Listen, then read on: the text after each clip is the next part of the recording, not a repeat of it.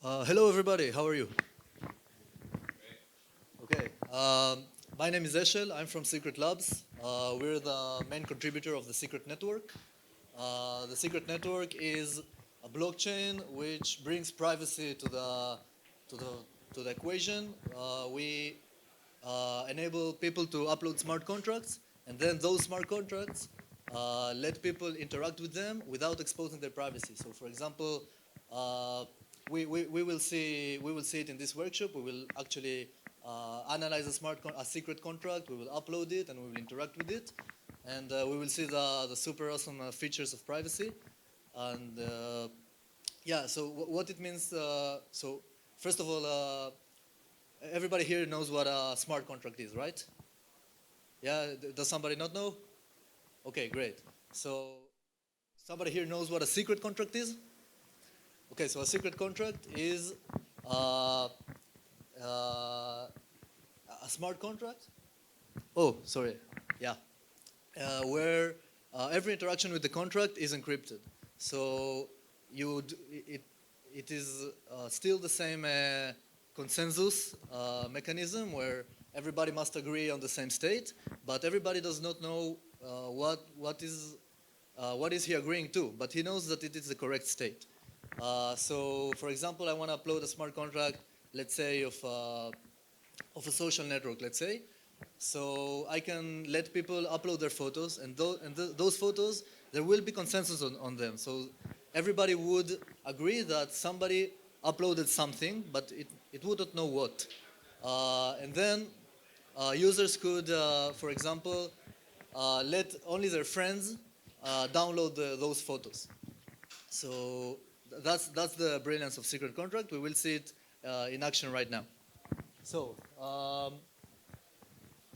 by the way, feel free to ask questions. I know this is a difficult subject, so yeah, feel free to stop me and ask questions.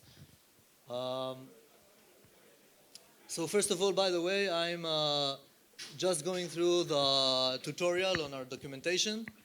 This tutorial is the getting started tutorial, uh, right here.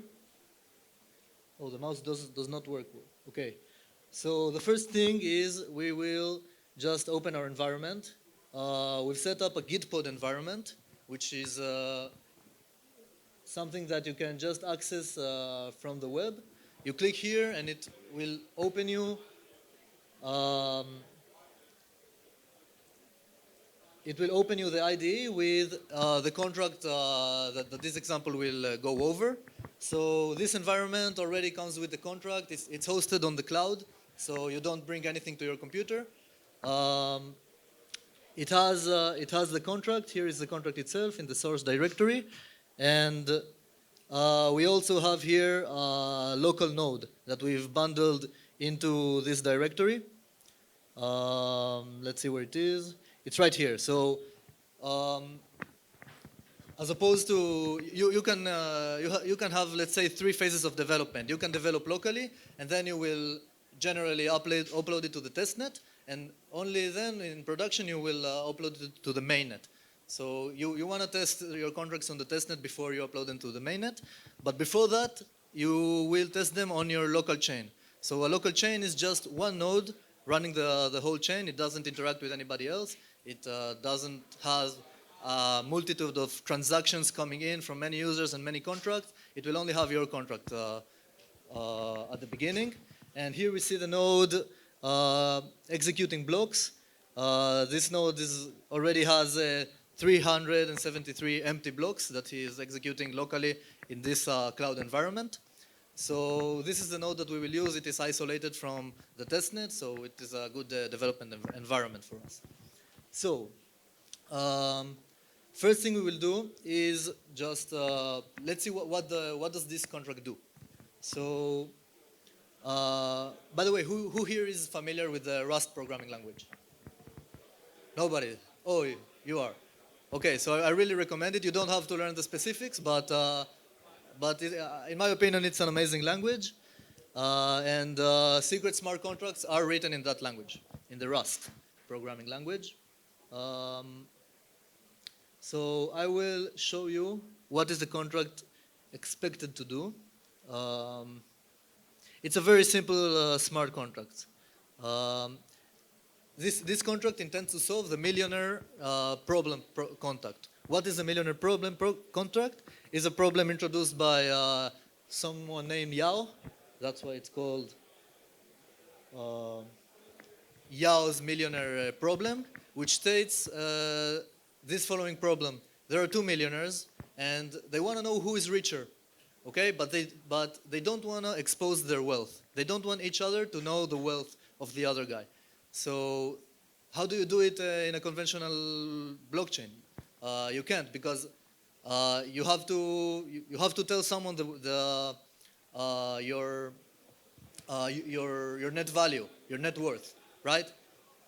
You can do it in a very complex protocols, but here you can do it trivially. You just do it as if you were programming as a very simple program, and then you will know, and then the program will tell you who is richer without exposing the net worth of each one of the players, of the millionaires.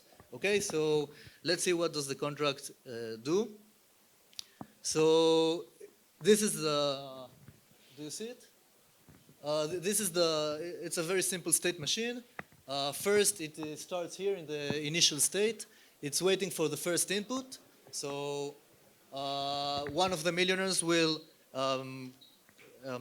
make a transaction telling him, okay, my name is Bob and my net worth is $103,000. Yeah, maybe. Let's see. I don't know if I do it. Yeah, I zoom in, but the photo does not. So let's see.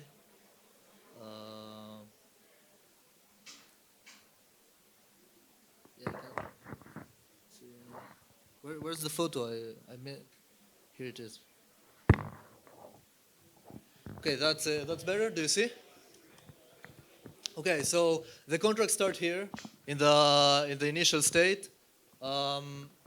It waits for the first input. One of the millionaires tell him, I'm Bob, this is my net worth. Then it goes here to the place that, to the state called got one. I've got one millionaire. Now I can either reset the contract or I can submit a second input, let's say from Alice. Let's say that Bob and Alice are the ones which are trying to compare their wealth. So once I've got the second input, then the contract lets anybody query which one is the richest, without telling him, of course, what is the net worth of each one. So this is a very simple contract. You can pass between states and you can reset it at any time. So let's see the code of the contract itself. Okay, so we have here the source directory. This is generally what the contract will look like. The contract Rust file right here is the file that has the logic. I prefer to start with the message file, which in my opinion is an easy place to start analyzing contracts, because it tells you which are the interactions that this contract will expect from users once it is uploaded to a testnet or a mainnet. So here we have two messages that this contract accept. So the first one is the submit net worth that each one of the millionaires will call, and it will tell him what's the name of the millionaire and what's it worth. And the second message that it can receive is a reset message that obviously lets many players play after the two guys finished. By the way, here the reset message is available to everyone, but maybe if you were to develop this smart contract for production purposes, then you would make the reset function permission. So maybe just an admin would call it. Because here, if I call it for myself, then I can ruin the game.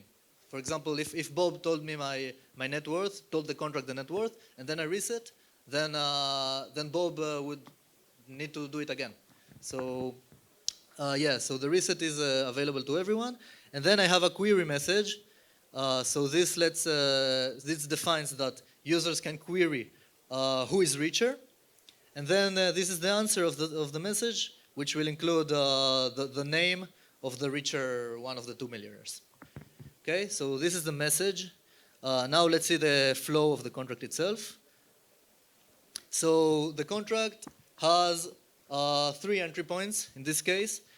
This is the instantiate entry point, which is called only once in the lifetime of the contract. Only once when the contract is uploaded we will see it later when we instantiate, but when we instantiate it from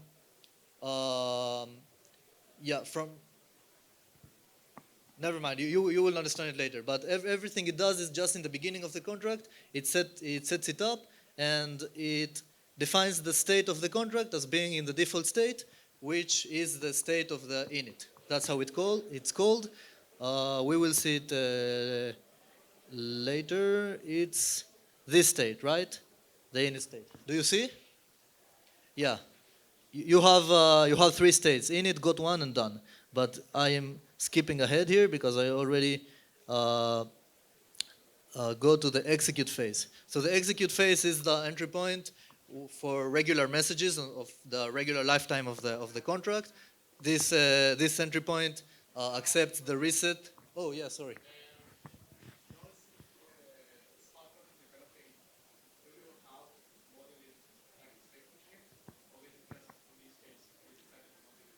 No, it's just in this case. You can model it in any way you want. Okay. So execute accepts messages that will alter the state of the contract. So here we define the reset and the submit net worth as messages and not as queries, because the reset will change the state of the contract, and the submit net worth will ask the contract to save something to its storage, right? And also change the state of the contract from, for example, init state to got one. So everything that has to pass consensus has to come to the execute entry point. Okay. So these are the messages that it receives. I just wanna jump to the query before we go into the logic of the execute. In the query, you don't have, I want to compare it to the execute. So that's the third entry point of the program. You don't have to change the state of the contract. You just ask who is the richest. So the richest, it can be asked 1,000 times and it will be the same result. So this one saves us time, because we don't have to, everybody does not have to agree on how many times the query was called, right? It doesn't have to be recorded on chain, things that get executed in the query. So yeah, let's come back to the execute. So let's see what happens when we submit our net worth. We go to this function here, which is right here. So very simple stuff. We check the state of the contract. If the state is init, then we save the first millionaire, and we change the state to got one. If the state was that we already have a millionaire, then we save the second millionaire, and we save the contract state to done. And if the contract state was already done, then we can't receive any more inputs, because there is only 2 millionaires that can play this game, and so we return an error in this case. So until now, we didn't even think about how to expose things to users, how to keep things private. Everything is private until now by default, okay? So if I develop a secret contract, I know that, for example, this message, which gets the name and the worth of the first millionaire, this will not be open to anybody who is looking at the blockchain, okay? So yeah, so this is all that submit net worth message processing does. So we save it and we return that it was everything okay. And then in the reset, of course, we can set the state to return it to init. And then we have the query, the final stage, when we actually expose the fact that which one of the two players is the richest one. So we just check that the two players submitted, which means that the contract state isn't done, and then we check we check the max. This could be done just by a greater than sign, but here they did it a bit more complexly. And yeah, I just save which one is richer and return it. And obviously there's a case when there's a tie. So I will return that it's a tie. So let's see it in action. Let's see how we upload this contract, how we interact with it, and the fact that that nobody can see the net worth. So, by the way, are there questions until now? Yes.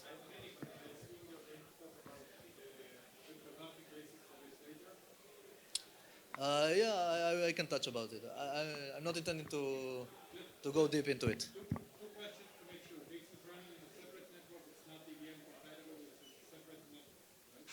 Yeah, it's not EVM compatible. It's on the Cosmos SDK. The previous presentation touched on it. It also said that Secret is one of the entities building on it. There is a network which is EVM compatible, so you can do it. But here in the Secret network, it's not EVM compatible. It's a different VM which is called Cosmwasm. That's the environment which smart contracts run in Cosmos SDK chains.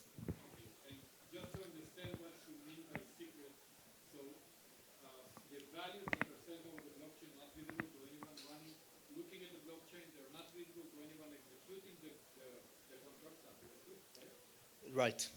Okay. The program logic itself is visible to anyone executing?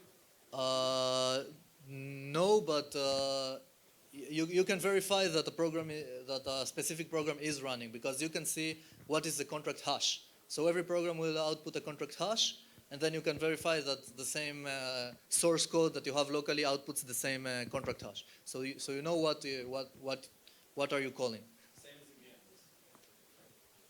Yeah, exactly. Same as EVM because no, but here the bytecode also is encrypted, right? If I in EVM the bytecode is not encrypted.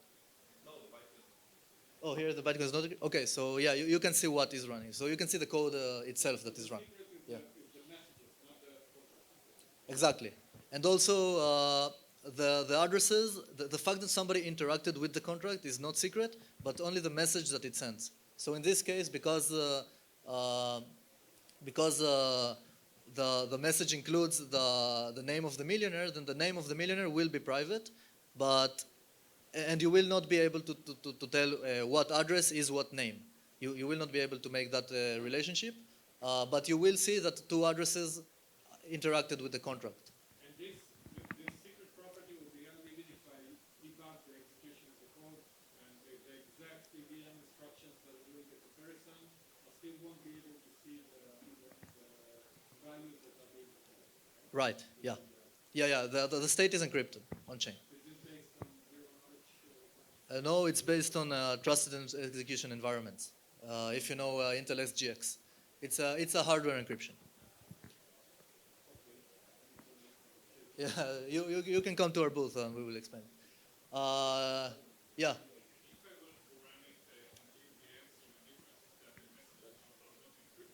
Yeah, so in EVM, you would not be able to just upload the simple contract because the transactions are recorded. You can open a blockchain explorer and you will see Bob is equal to $130.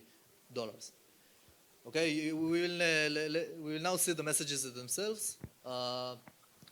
Yeah, so did you answer your question? More questions? Yes. So you guys have commissioned SGX machines that tell you about the future keys? Is this how it works? I didn't understand exactly the question, but maybe that's the stuff to dip into later yeah. So yeah, because I don't know what exactly do you mean by permission. So yeah. More questions? Okay, so let's upload this contract and let's interact with it. By the way, we're already on block 558, so we did a lot of work of empty blocks while we were talking. So let's just go over the tutorial. So first thing is we want to compile our code. So all we need to do is, because we have make files, we will just I've already did it in advance, so this will take no time, but when you do it, it will take a bit more time because it has to bring all the dependencies. So you just make build. What make build does is it creates, from this source code, it creates this this WASM file, because the format, the bytecode that is uploaded is a WebAssembly bytecode. So this is the contract that we will need to upload. So it compiles this for us. This is the compile stage. Now, okay, we built the contract. Now we need to deploy it. So the deploy stage is a bit different from Ethereum. You have two stages. In Ethereum, you just upload and there's a contract. Here, you first upload the code, and then you make a contract from the code. So you first tell to store the contract on the blockchain. So we will use this command, which says store the contract.wasm that we just created. Let's go here. Let's just paste it. Okay, so we will store this contract.wasm. Let's see if it works. Yes, this means that that the transaction was executed correctly. Maybe we will see a bit of logs right here in the node itself. We see that there was a transaction, I think. But this is not important for us as the users. We will not be monitoring the logs of the node itself. So we stored the code. Now we can see that there is a code on the blockchain itself. I'm sorry. Let's just query the fact how many codes are there stored. So we will query, just list every code that was uploaded, and we see that there is one code uploaded which has this code ID, and this was the creator that uploaded it, and this is the code hash, by the way, which I talked earlier. So if you have the local source code, you can compare it to this. So now I have the code, so if I want to instantiate like 3 contracts from the same code, then I would only need to upload the code once and instantiate the contract 3 times. So it saves a little bit of storage for the blockchain. Okay, so now we will instantiate the contract because we need an address, right? An address is the interface that users reach to interact with the contract. So let's instantiate the contract. By the way, I need to. So the instantiate goes into the code of the program itself. This is the instantiate function that I talked earlier about. So you can do complex stuff when you initialize the contract, but here we just initialize it to the default state. So let's initialize it right here. We'll give it a label, Mill Problem. And now we have a contract. Let's just query the fact that the contract is on the chain. List contract by code 1. So I'm now querying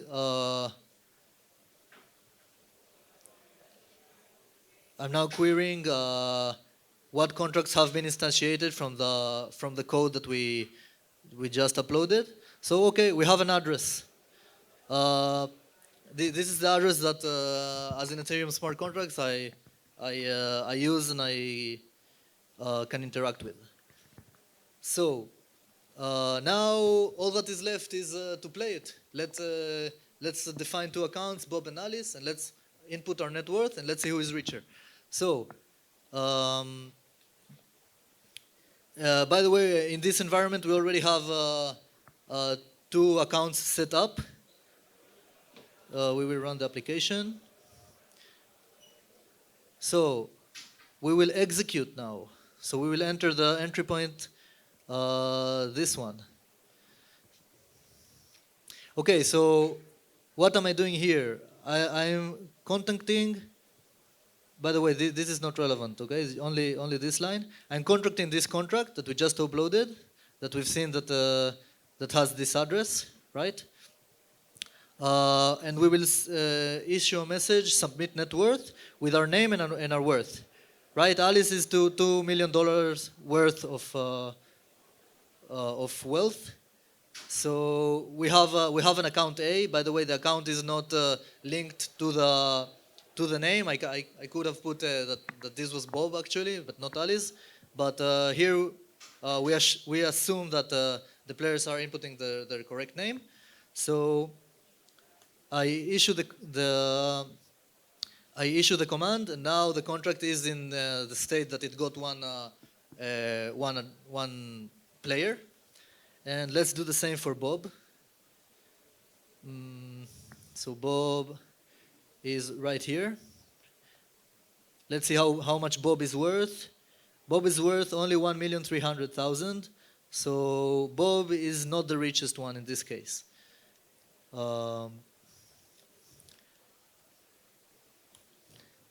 Okay, so now the contract received 2 transactions. Every transaction told it what is his net worth. Let's just query the result.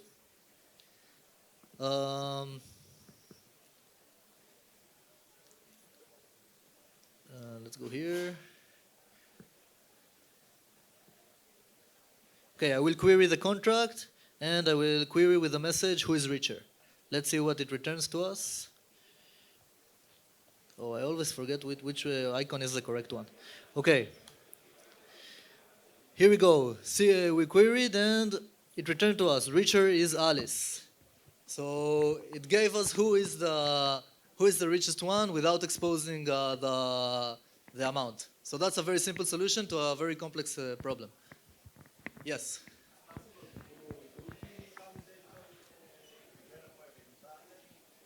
Yes, of course. You can set up many nodes.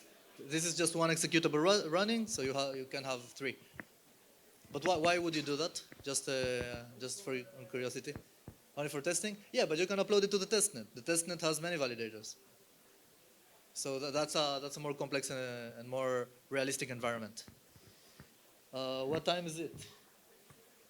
Okay, we have 5 more minutes. What is the status of this network? Is there any production use cases? Yeah, this network is running 2.5 years. There are many applications. We have 2 exchanges which swap tokens, and the beauty of these exchanges as compared to other exchanges is that it comes by default with protection against machine extractable value. For example, so because the transactions are encrypted, then I cannot know what are you exchanging. So I cannot put my transaction before yours and then make a profit. So we have an NFT marketplace. We have many DApps and many teams building on us. Yes. So this is your network. You created this network, right? Yes. And all the encryption behind. So you generate so-called when you put it in the chain, you encrypt it, right? With some key. Yes. Right. And this share key is one for all of the network. Yes. There's a seed which every node stores, but it's in encrypted hardware. So the node operators cannot reach the consensus seed. And what about handling with vulnerability of the SGX that come each month, each 2 months? That's something we should think about. There are some vulnerabilities, and we up to now we managed it in different ways, but now we're fine as far as I know. So yeah, that's a concern for us. Yeah. But if I expose one day this shared secret to encrypt the data in the chain, even if it's after 5 years that you working, I can take all the data and decrypt it even if it's after, right? Yeah, you're correct, but we're working on a seed changing mechanism, which will change the seed every frequently. I don't know when. I don't know how much time. But yeah, we're thinking about that scenario. Yeah, but that's a good concern. Yes. When a node joins your network, Excuse me, I didn't tell you this. Here. once a node joins your network and promises that it's going to do their computation in the trusted Oh, he cannot do it outside the trusted environment because we have an attestation process. We only share the seed with someone who proved to us that he's running this trusted hardware, and we don't when we communicate with him, then we send the encrypted messages only to this trusted hardware. So yeah, it's a whole setup and This setup is not algorithmic setup. This is just you reach out to the company and they say, show us the hardware. no, it's an algorithm. It's there's a protocol. There's a protocol where you have a key exchange. What does the log show at the time of signing the message? Excuse me? What does the log show at the time of signing the message? Once Alice says, my name is Alice and my name is... Oh, the node, the one that the node operator sees. Let's see. Of course, what we expect to see is that nothing personal. Like we won't see Alice. We won't see her net worth, and that's exactly what we'll see. We'll see a encoding of an encrypted message. So. Take the X hash and query the .compute, and you see the encrypted message. Yeah, but in this case, I'm doing it from the same account, so maybe it will decrypt it. No? Okay, so I take this one. This one is the submit net worth of Bob. So I'll take this transaction ID, I'll copy it, and I'll issue.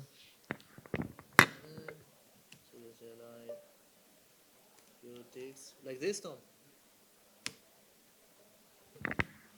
So we see that we executed something. Oh, it's a bit of a big. Maybe there's a JQ here, which will order it for us. I don't know if there will be. Oh, there is. Okay, so let's see. So this is the transaction. This is all the properties that the transaction sees from the perspective of the node operator. Whoa, this is a lot. Are we sure it is this? Okay. Okay, this is the raw log. Let's see. Here is the condensed version. Let's see. We see that we executed the contract. We see the sender. Where's the message, Tom? Do you see it? Value.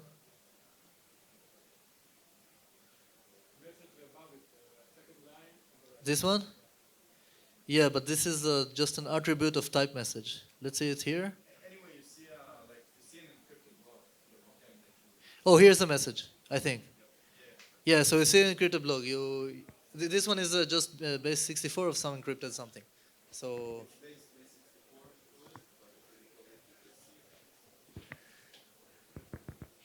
Yeah. So did I answer your question? Okay. Let's see how much time we have. We're about to end, so if you have more questions, you can still ask. Yes. Talk about the next areas of adoption where you guys see your company and those areas. Where do we see our company, like in the roadmap, in the community and stuff? What are like the newer frontiers of adoption that you guys are hoping to I'm not sure about that. I think we have some plans for upgrading our encryption infrastructure. We have plans for Secret 2.0, but I'm not really. I don't really know what is there. What more? Oh, we're planning to introduce a special module of randomness, so you can use randomness inside the blockchain. You can use it now because the privacy does allow you to use a very basic version of randomness, but we're planning to make it even better, that is also something that any other blockchains don't have. And yeah, we have a lot of plans, but I'm not. I don't know if if I know them all. Yeah. Yeah. More questions? Okay. Thank you very much. you're more than welcome to come to our booth.